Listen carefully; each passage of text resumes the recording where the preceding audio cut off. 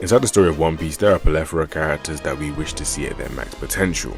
Now this could cover two groups of people. The first group of people are the people that have yet to reach it inside the story that we know will reach it, and then the second group of people will be the people that just didn't get to reach it because it went out too early inside of the story. And as you can see by the thumbnail and the title, I'm going to be focused on the latter, and the person I'm going to be focusing on is Kid. So strap in because I'm going to get real in depth with this what if. But before I get into the video, if you guys enjoy content like this, you guys know what to do. Hit that like button and subscribe, because I do post content like this regularly, and in my opinion it's a win-win. You guys show support and I'll give it back to you in the form of videos. Whether it's One Piece, other anime, or just fiction in general, in due time I plan on covering it, so be there when I go there. But that's enough of my ramblings. Why don't I get into the video and try to find out what would happen if Kid did learn Haki.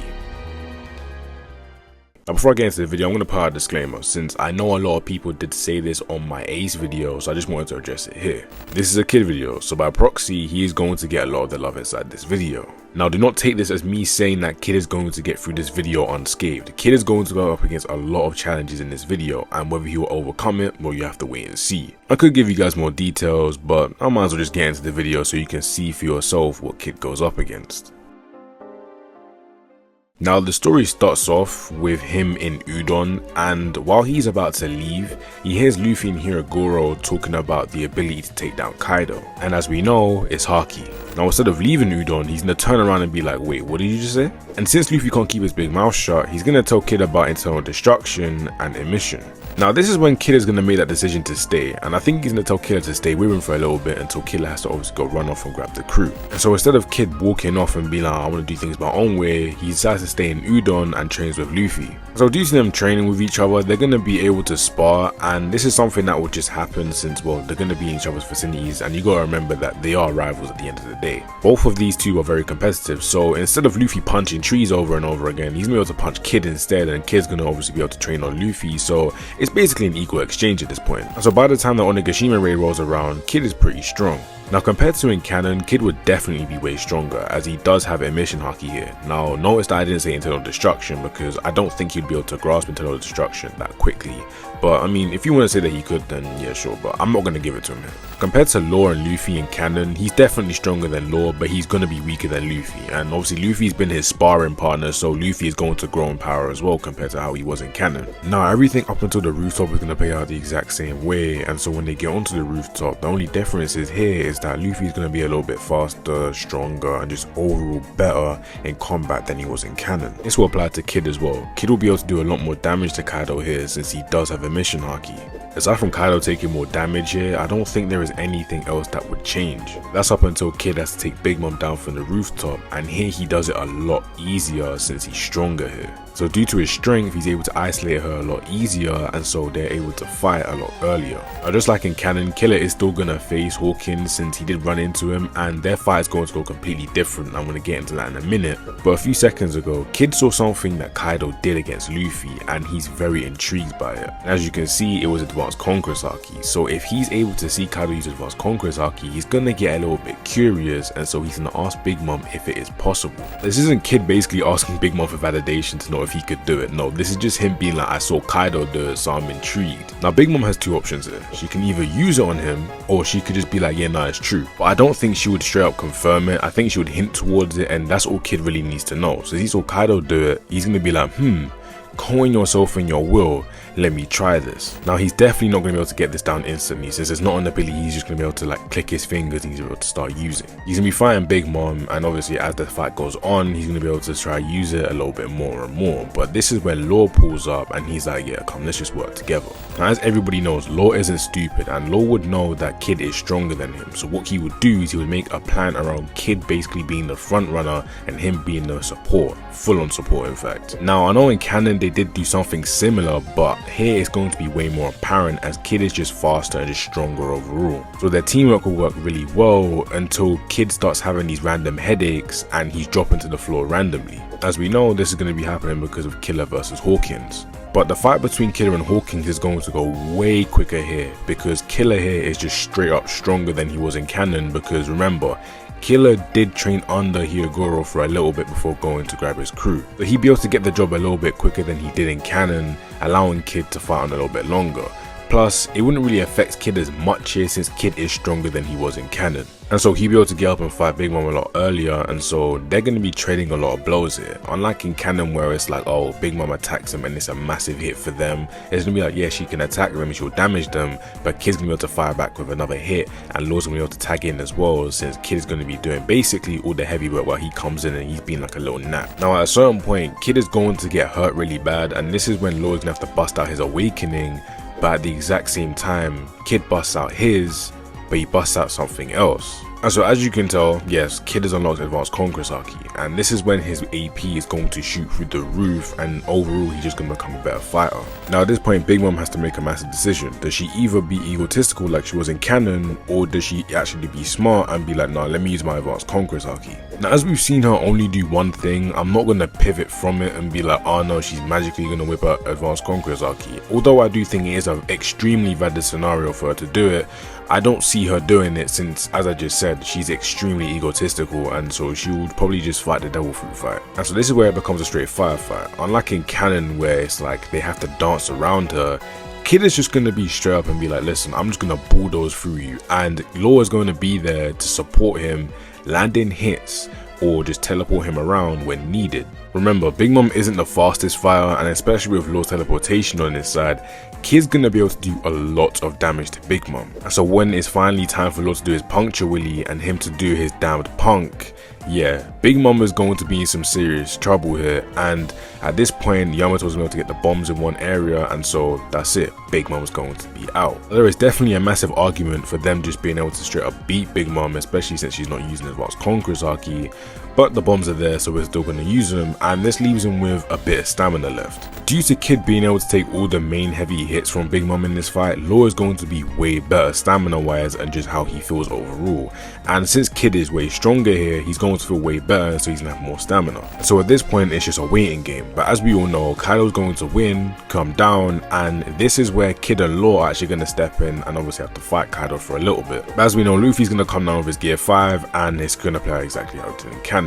He's going to win, and that's the end of the Onigashima Raid. Luffy is still going to become the Yonko out of all of them, and their bounties are going to be the exact same, so the end of Wano doesn't really change, and it's still going to go the exact same ways as they did in canon. Now it's great to mention that Luffy and Kid will have a better bond here since they were able to spend a lot of time with each other while training, and so they basically understand each other a lot more. The best way for me to explain their rivalry here would be like Tien and Goku after the World Tournament, or Piccolo and Goku after the World Tournament. If you watch Dragon Ball, then you obviously know what I'm talking about, but if you haven't, then it'd be like Kashima and Hakari after their fight.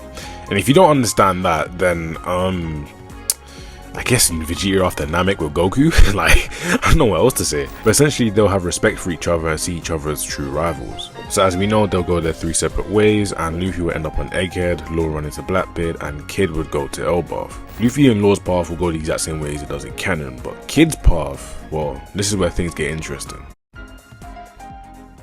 And so everything is gonna happen like it does in canon. Kid's gonna take his railgun out, Shanks is gonna see this in his future, and obviously he's gonna see that Kid does have Advanced Conqueror's Haki, so he's like, okay, I gotta get onto this kid. So he runs up to him, obviously he does his divine departure, but this time Kid is able to take it, number one because he's able to react a little bit better now, and because he's able to protect himself in Haki and whatnot. And so now Kid has to fight Shanks, or Shanks has to fight Kid, since in canon he didn't have to fight him properly. So now the fight begins, Kid versus Shanks, and obviously their crews are going to go at it. I don't really need to tell you who wins between their crews, but Kid versus Shanks, this is interesting. Right off the bat, Kid is going to realize that Shanks and Big Mom are two different opponents. While Shanks is very nimble and quick, Big Mom was very stocky and was a punching bag. She could soak up a lot of damage, so she was able to fight Kid and just take his style a lot better than how Shanks can, since Shanks is very nimble, and that's something that Kid's going to struggle with. Although Kid is fast, he's not as fast as Shanks, and he doesn't have Future Sight to pair up with it. So although it will be a nice fight, it's not going to be as close as you may think. Luckily, due to Kid being stronger here, he's able to move about with Shanks, and due to that, they're able to land on the island, and when Kid is defeated, he is defeated on the island, and the rest of his crew is able to get sword near the island as well. So at this point, they're now on the island, and so instead of drowning, they're going to be pulled into the underworld and chained up. Now Kid's ship would be annihilated, like it still get annihilated, and he's still going to get raided by the Red pirates, But the Giants are going to be like, well, he did defeat Big Mom, so we're going to throw him into the underworld. Just give him to us and we'll throw him into the underworld. You don't need to like drown him or whatever he's going to do, Shanks. However long it takes for Kid to wake up, he now wakes up and he has a friend, and that's Loki. Now Loki and him are going to have these chats. You're going to have Killer chipping in every here and there. Obviously you have the rest of his crewmates in the back, but mainly it's going to be him and Loki just having talks. So because of what he has done and because he's grown stronger, he's able to survive this, and he's now in the underworld, and we know who's lurking in the underworld. And through their talks, they've realized that they both hate Shanks, and that is something that's going to bring them closer. Remember in canon when Loki told Luffy that if he freed him he'll destroy any pirate for him? Well, he does say that to Kid, and Kid is like, alright, you know what, if I free you from here, why don't you just join my crew? And so with that invitation, Loki's like, yeah, I mean, if we get out of here somehow, then yeah, I'll consider it. And to be honest, that's all Kid needs to hear. And so at that point, they just sit there, they continue talking, and they do that until somebody that Kid did not expect to see anytime soon appears. And you probably guessed who it is by now, but yeah, it's Luffy. Luffy appears, and Luffy's like, what are you doing down here? So shamefully, Kid is gonna have to explain what happened, and Luffy can either have two reactions to when Kid is gonna be sneak dissing Shanks. He can either get mad like he did against Loki, or he's just gonna be like, oh well, you still lost to Shanks, so take that. Between the two, I think Luffy will just tease him about losing to Shanks instead of him getting mad. He's gonna be like, well, you lost to him, so you're gonna have to firm that. And so shamefully after this, he's gonna ask Luffy to free him from his shackles. Now Luffy's gonna troll him a little bit more, but he's gonna free him from his shackles since Luffy and Kid here, as I said before, are closer than they are in canon. So he's gonna be like, yeah, I'll free you. And so with Luffy freed, Kid is going to use magnetism to free everybody else in there, and so now they're able to leave. Since Luffy and Loki didn't exchange any words here, I doubt Luffy knows what he just released onto Elbaf, but I mean look, it's Luffy, he really doesn't care about most of the things that he does. And so this is where the Kid pirates basically make their escape, and with them they have Loki. Now if you know anything about mythology, you know that Kid is basically with a trickster, and Loki could have easily tricked him. But I'm going to give him a little leeway space since I do think that Loki would find Kid interesting, so he'd be like, you know what, why don't I just accompany this guy? So after being chased throughout Elbaf, they make a run for it and they find an Elbaf ship, and that is when they dip off of the island. And luckily for them, there was a random log post just chilling on the ship that they were on, so they're able to use that log post, and now they're going to try aim for Shanks. Now since fate is on their side, a random newspaper is going to drop on their ship, and it's going to have displayed that Luffy did a few things on Egghead. It's also going to then talk about Kid losing to Shanks, Law losing to Blackbeard, but then it's also going to say that Shanks is heading towards Blackbeard and a rumbling is going to happen between the two Yonko. And what do you know, the log post is aiming directly towards Hachinosu, so you know where he's going? Hachinosu. And so while they're on their way there, Shanks versus Blackbeard happens, and unfortunately Blackbeard does win. This fight leaves Blackbeard extremely vulnerable as a lot of his crewmates are heavily damaged, and at this point another newspaper is let out and everybody's known that Shanks has been defeated, X killed,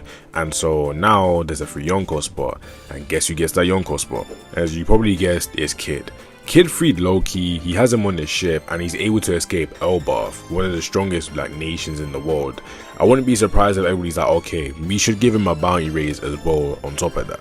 Cool to mention that Loki does have these dogs with him, so I mean look, listen, Loki with those dogs as well does add a lot of firepower onto the team. Now instead of feeling joy that Shanks was taken out, Kid is beyond angry since Blackbeard took his W away from him, so he's like, nah, I'm gonna have to go get a W back, so I have to defeat Blackbeard. And so his crew still focus on Hachinosu, and then when they get to Hachinosu, Kid whips out his railgun and immediately fires it at Pizarro. Now this takes Pizarro completely out of the fight as he was already severely damaged from his fight against the redhead pirates, so now he's just taking a full blast from Kid, and so the Blackbeard pirates are now forced to fight the Kid pirates. Now due to the circumstances, the Blackbeard pirates would lose, but if this was any other circumstance where they were at full power, I think the Blackbeard pirates would still win. Even though Kid has Loki and his dogs and everything and he's just a lot stronger here, the Blackbeard pirates overall are just stronger, especially their weaker commanders among them, while Kid's weaker commanders are quite literally fodder. Now with the defeat of Blackbeard, Kid does get a lot of poneglyphs as Blackbeard's taken Shanks, technically his own, and the laws. Remember, Kid still wanted to find the One Piece originally, it's just that later on down the line he ran into Shanks and he had beef with Shanks, so that's why he was focused on that, but Kid's original goal was to find the One Piece. Now since Kid has 3 out of the 4 poneglyphs that are needed, he's now going to obviously have to fight Luffy for the last one. Now we don't know where the last one is, a lot of people have to say it's on Elbaf, but I doubt it. I don't think giants would steal from Fisherman Island. That's just not their style, or just what I think they would do. But if they did do that, then I mean, that's kind of weird. I think you would notice if a giant is stealing from you, but I mean, look, if they didn't see that, then clearly they're not guarding that poneglyph enough. So somehow, some way, Luffy's gonna find that last poneglyph, and obviously he's gonna have to go to Laughter. Now, while he's trying to go there, he gets snuck by 2 crews. Cross Guild and the Kid Pirates are here, and they want to fight Luffy to gain that last poneglyph, and so basically it becomes a massive brawl, and the winner of it are the Straw Hat Pirates. And so the story from here on is pretty self-explanatory. Luffy becomes the Pirate King, and everything else is just set in stone past that point. So with that being said, why don't I wrap up the video? I really did have fun with this scenario. I know I did leave out Cross Guild a lot for the scenario, but it's mainly due to Mihawk and Crocodile probably just wanting to swoop in at the end like I just did. I don't see them coming and be like, okay, yeah, let's go try to fight these people and these people. No, I was like, you know, let me just save Cross Guild for the very end, because I feel like that is what Cross Guild is there to do.